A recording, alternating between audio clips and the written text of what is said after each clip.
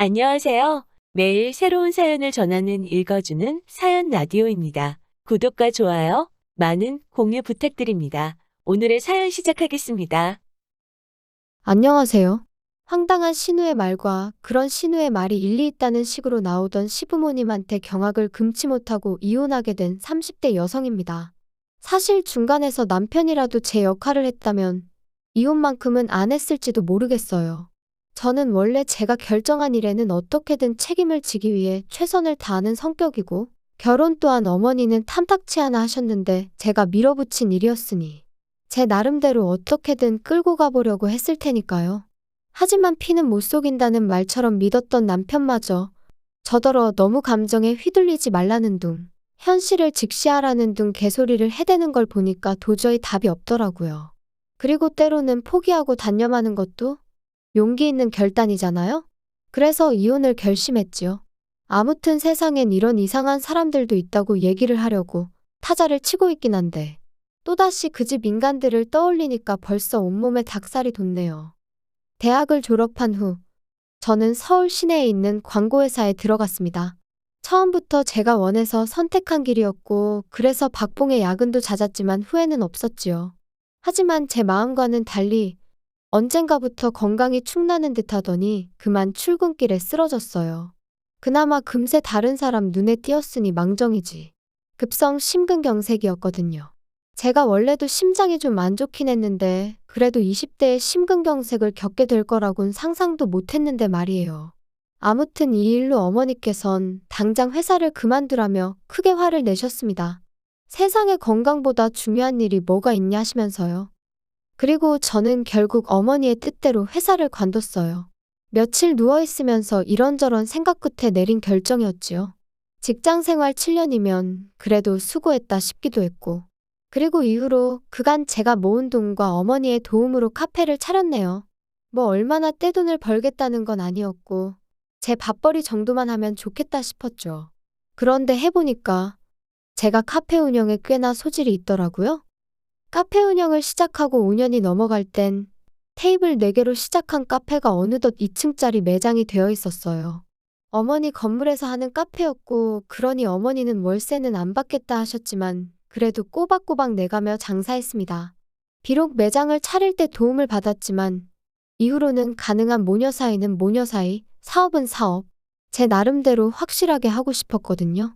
한편으론 감사한 마음을 그렇게라도 표현하고 싶기도 했고요. 한편 그렇게 앞만 보고 달려오다 보니 어느새 36이었는데 솔직히 그때까지도 결혼은 생각해 본 적이 없었습니다. 사실 어려서부터 결혼에 대한 환상도 없기도 했고요. 왜냐하면 저희 어머니가 할머니를 모시고 사시면서 시집살이를 호되게 겪으셨어요. 할머니께서 말 그대로 어머니 피를 말렸죠. 걸핏하면 밥상을 엎으시고 어머니 얼굴에 물건을 던지시고 그렇게 고약스러운 사람을 본 적이 없네요. 그리고 아버지란 사람도 결국엔 자기보다 한참 어린 여자한테 정신이 팔려서는 저희 어머니한테 이혼하자고 했어요. 자기 어머니를 17년 동안 모셨는데 미안하단 말 한마디 없이요. 아, 그런데 그런 와중에도 아버지가 딱 하나 잘한 일이 있으니 그건 이혼할 때 재산이란 재산은 싹 다 어머니한테 넘겼다는 거예요. 자기는 사랑만 있으면 된다나 어쩐다나 해가면서. 참고로 이후로 할머니는 요양원으로 모셔졌다 거기서 1년도 못 계시고 돌아가셨고 바퀴벌레 한 쌍 같던 그 둘은 결국 헤어졌고 아버지란 사람은 어디서 어떻게 된 건지 모릅니다. 죽었든 살았든 관심도 없지만요. 그런데 그런 제 앞에 남편이 나타났어요. 남편은 제가 운영하는 카페의 유제품을 납품하는 사람이었는데 솔직히 처음엔 당연히 관심이 없었죠. 나누는 대화도 거기 두고 가세요. 여기 영수증이요. 이 정도밖에 없었을 정도니까요. 하지만 몇 년 전 겨울 비인지 눈인지 엄청나게 온 날이었는데 출근하니까 카페 배관이 터진 건지 매장이 말 그대로 물바다가 되었더라고요. 그래서 아르바이트생하고 죽어라 물 퍼내고 정리하고 있는데 그날도 납품하러 왔던 남편이 그걸 보고 기를 쓰고 자기 옷까지 다 버려가며 도와주더라고요. 그리고 어쨌든 도움을 받으니 상황이 한결 수월하게 해결되었죠. 그리고 그때 제가 남편한테 좀 호감을 갖게 됐네요. 가뜩이나 춥고 힘들 때 도움을 받아서 그런가 너무 고맙고 사람이 참 괜찮아 보였거든요. 그리고 그날 일을 계기로 남편과 저는 급속도로 가까워졌어요. 남편이 매장에 올 때마다 저는 커피 한 잔으로 달라진 제 마음을 표현했고, 그러자 남편도 언젠가부터 꽃을 사다 준다던가, 책을 한 권 사온다던가, 나름대로 저희 둘만의 낭만이 있었죠. 대단히 좋은 곳을 다니고 비싼 선물이 오간 것은 아니었지만, 이거야말로 진정한 연애라는 믿음도 있었고요. 그리고 그렇게 연애한 지 1년 만에 남편이 먼저 프로포즈를 해왔습니다. 자기가 비록 가진 건 많지 않지만 제 눈에서 눈물 나는 일은 없게 하겠다고, 영원히 소녀처럼 살게 해주겠다면서요. 하지만 저희 어머니는 별로 탐탁치 않아 하셨어요. 17년을 살았어도 네 아빠 속을 알 수가 없었는데 고작 1년 사귀고 어떻게 알겠냐며, 꼭 결혼을 해야겠으면 하다못해 2년은 더 만나보라 말씀하셨죠. 그리고 전 이때 이 말을 따랐어야 했는데, 그땐 그저 어머니의 그런 말씀이 야속하게 들릴 뿐이었습니다. 왜 아버지랑 비교를 하시냐고, 세상 남자들이 다 아버지같이 쓰레기인 줄 아냐며 화를 내기도 했죠. 그래서 결국 어머니가 져주셨어요. 어떤 마음으로 져주셨을지 지금도 그때를 생각하면 그저 죄송할 뿐이에요. 아무튼 그렇게 저는 남편과 결혼을 했고 아이는 갖지 않기로 했습니다. 남편은 제가 심장이 약한 걸 알고 있었고, 그래서 남편이 먼저 아이는 없어도 된다고 하더라고요. 그런데 이것도 나중에 알고 보니 남편은 남편대로 정자에 문제가 있어서 처음부터 임신 자체가 쉬운 상황이 아니었어요. 자기 말로는 자기는 정말 그런 줄은 몰랐고 오로지 저를 배려해서 한 말이었다지만, 솔직히 진실은 본인만 알 테죠. 한편 그래도 결혼하고 한동안은 별탈 없이 살았어요.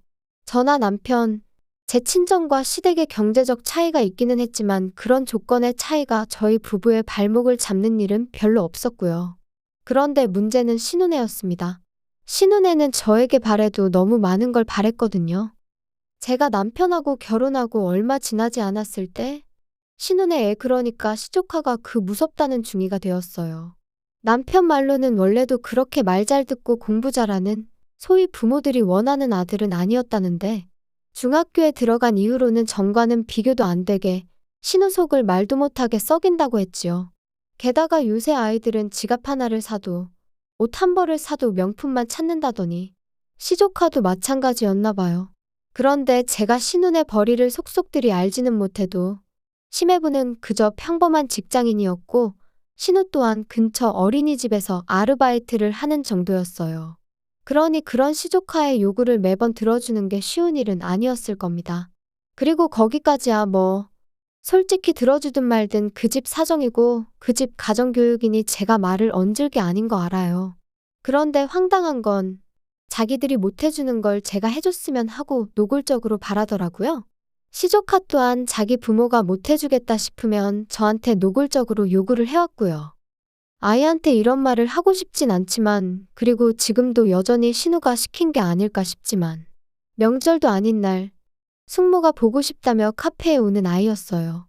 정말 제가 보고 싶어서 오는 게 아니라 오면 제가 그냥 돌려보낼 수가 없어서 몇만 원이라도 쥐어보내니 그걸 받으러 오는 아이였지요. 안 줬으면 될 거 아니냐? 누군가는 그럴 거예요. 실제로 나중에 신우도 그런 소리를 했고요. 그런데 애가 1시간씩 버스를 타고 왔다는데 누가 그냥 돌려보낼 수가 있을까요? 그뿐만이 아니에요. 온 가족이 모인 자리에서 좀 있으면 제 생일인데 선물 사주실 거죠? 생일이야? 글쎄, 뭐가 필요한데? 운동화 사줄까?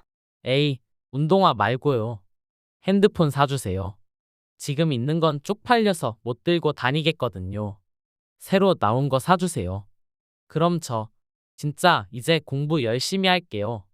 어머어머, 진짜 누구인지 너무 기특하지 않아? 능력 있는 숙모가 있으니까 우리 진호가 공부할 맛이 나는가 보다. 하나뿐인 조카인데 좀 챙겨주거라. 온 가족이 제가 싫다 소리를 못하게 분위기를 몰아가는데 거기서 안 된다고 하는 게 쉽지 않다는 건 다들 이해하시겠죠.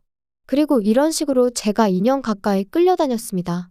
한심하다 보는 사람들도 있겠지만 그래도 하루하루 장사하고 그러다 보면 잠깐 잊고 살다 얼떨결에 당하고 그랬어요, 제가. 그리고 그럴 때마다 남편은 그래도 당시에는 말이라도 미안하다 고맙다 해댔으니 그냥 남편 봐서 참자 그렇게 생각한 것도 있고요.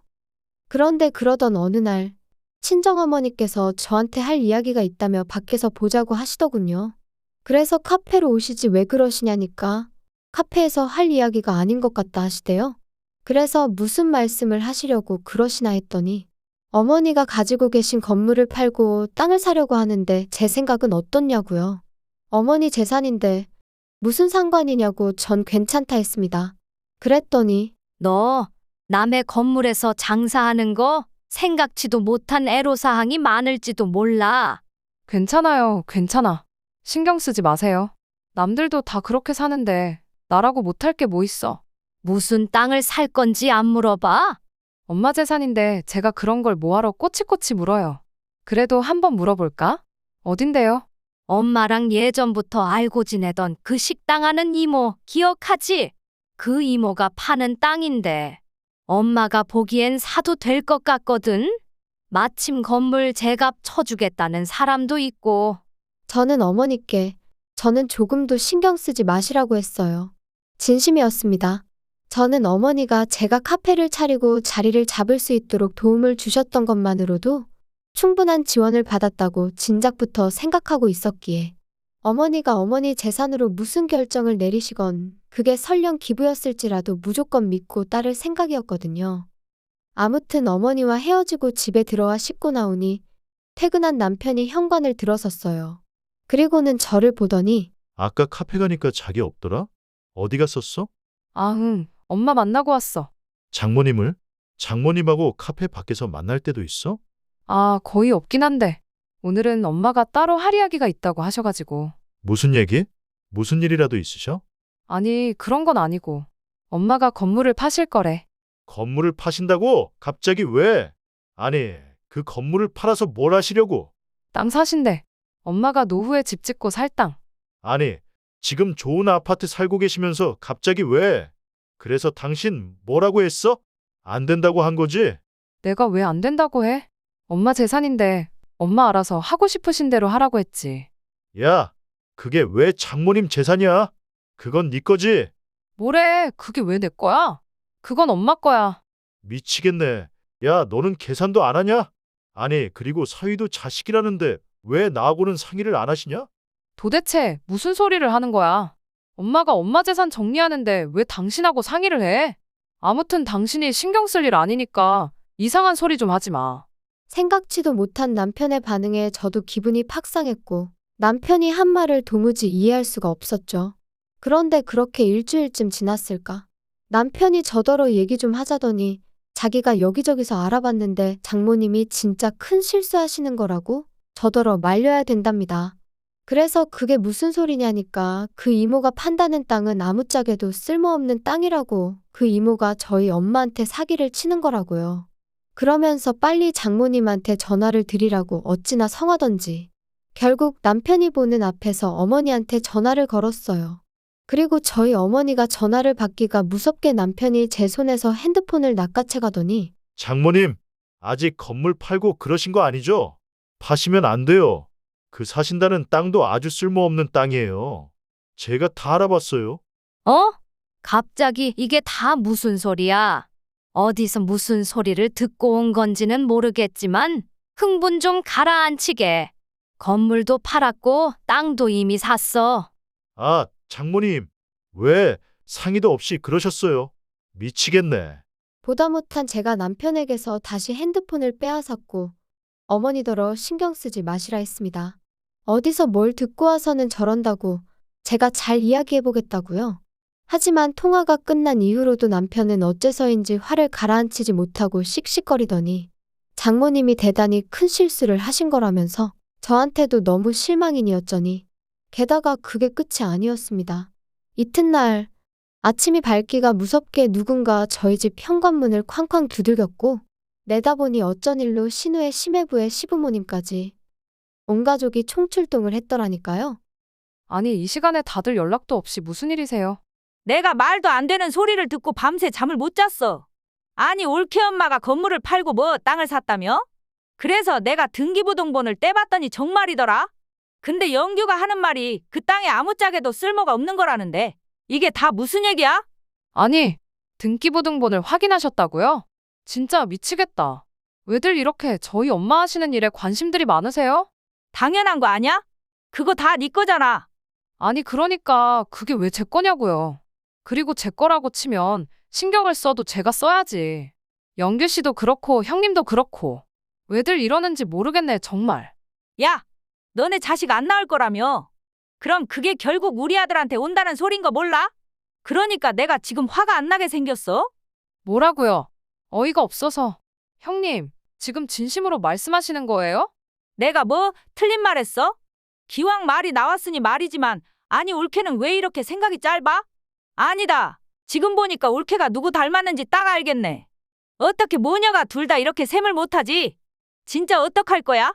우리 아들 이제 어떡하냐고. 진짜 장모님 노망이라도 나신 거 아냐? 얘 그거 네 엄마한테 한번 물을 수는 없는지 물어봐라. 아이고 우리는 너 하나만 믿고 있었는데 이제 다 어떡하면 좋으니? 진짜 다들 제정신이에요? 무슨 이런 거지 같은 경우가 다 있지? 야, 너 말 다 했어? 너 지금 우리 가족들어 거지 같다 했냐? 그럼 이게 거지 같은 게 아니면 뭐가 거지 같겠어? 아, 진짜 다들 미친 거 아니야? 너 말 그따위로 할래? 더 할 수도 있는 걸 그나마 어머님 아버님 계신 자리니까 참고 있는 줄이나 알아. 야, 됐다. 이제 너 뭐 별 볼 일도 없고. 내가 진짜 너랑 장모님한테 단단히 실망을 해서 더는 뭐 말도 하기 싫어. 야, 그냥 다 때려치자. 지금 뭐 이혼이라도 하자는 거야? 진짜 어이없다. 그래, 나도 어이없다. 장모라는 사람이 사위할 길을 뭘로 알고. 너도 솔직히 속으로 나 무시했잖아. 그러니까 이제 각자 갈 길 가자고. 저는 이게 무슨 상황인지 말 그대로 어안이 벙벙했어요. 당장 이혼 소리도 해도 제가 해야지 왜 지가 난리인지 어이가 없었고요. 하지만 저도 매달리고 싶은 마음은 눈꽃만큼도 없었거든요. 그래서 그래, 원하는 대로 해주겠다 하고는 일단 제 집에서 시댁 식구들 싹 다 내보냈습니다. 그리고는 그 길로 이혼 서류 받아다가 이후로 번갯불에 콩 구워 먹듯 해치워버렸죠. 그런데 그렇게 남남이 되고 몇 달쯤 지났을 무렵 뉴스를 보다 보니 저희 어머니가 사셨다는 땅이 뉴스에서 몇 번 언급이 되더라고요. 그리고는 알게 된 게 그쪽으로 개발 호재가 있어서 땅값이 순식간에 2배가 넘게 올랐더라고요. 어머니더러 알고 계셨냐니까 생각보다 무척 덤덤하게 이렇게 될 줄 어느 정도 예상은 하고 계셨다며 그때 이모가 그런 얘기도 있다더라 하고 귀띔은 해주셨었다는 거예요. 그래서 제가 그런데 이모는 왜 파신 거냐니까 그 집 남편이 하던 사업이 망하네만의 소리가 나와서 정리한 거라고. 솔직히 저도 뭐 그쪽 사정이야 크게 관심이 있는 건 아니다 보니 그냥 그랬구나 하고 말았죠. 그런데 황당하게도 남편도 그 뉴스를 본 건지 아니면 어디서 뭘 주워들었는지 저한테 축하하네 어쩌네 너스레를 떨며 연락을 해왔습니다. 소식 들었어. 잘 됐다. 축하해. 왜 답장이 없어? 잘 지내지? 이런 연락하지 마. 불편하니까. 너무하네. 난 정말 축하해 주려고 연락한 건데. 근데 사실 나 너랑 이혼하고 하루도 후회하는 날이 없어. 내가 왜 그랬을까? 스스로 얼마나 자책했는지 몰라. 생각해보면 이게 다 누나 때문이야.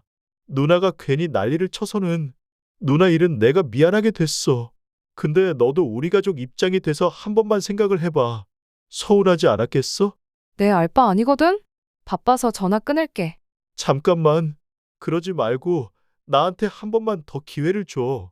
네가 원하면 내가 장모님 앞에서 무릎이라도 꿇을게. 네 무릎이 뭐라고 꿇는 게 대수야? 필요 없으니까 연락하지 마. 잘난 니네 가족끼리 잘 먹고 잘 살던가? 아 맞다. 잘 먹고 잘 살 돈이 없겠구나. 제 딴에는 그래도 남편 기분 잡치라고 일부러 심한 말만 골라 한다고 한 건데 그래도 막상 전화를 끊고 나니까 더 못한 게 억울하더라니까요. 진짜 길지 않은 결혼 생활이었지만 그럼에도 불구하고 그 거머리 같은 인간들한테 당한 걸 생각하면 분하고 억울한 마음이에요. 한편으론 그나마 이쯤에서 떨어져 나가줘서 고맙기도 하지만요. 아무튼 혹시 주변에 뭐라도 하나 더 뜯어갈 궁리만 하는 사람들이 있다면 때로는 눈에는 눈, 이에는 이라는 심정으로 자존심 한번 시원하게 긁어주고 손절하는 것도 나쁘지 않은 것 같아요. 너무한다고 생각하는 사람도 있겠지만 적어도 제 경험상 기분이 아주 조금은 풀리더라고요. 어떻게 마무리를 해야 하나 싶은데 내일은 날씨가 오늘보다 좀 더 따뜻하다대요? 사랑하는 사람들과 맛있는 것도 드시고 즐거운 하루 되시길 바라겠습니다. 긴 이야기 들어주셔서 감사합니다. 오늘의 사연은 여기까지입니다. 구독과 좋아요, 알람 설정해주시면 앞으로 더 좋은 사연으로 찾아오겠습니다. 감사합니다.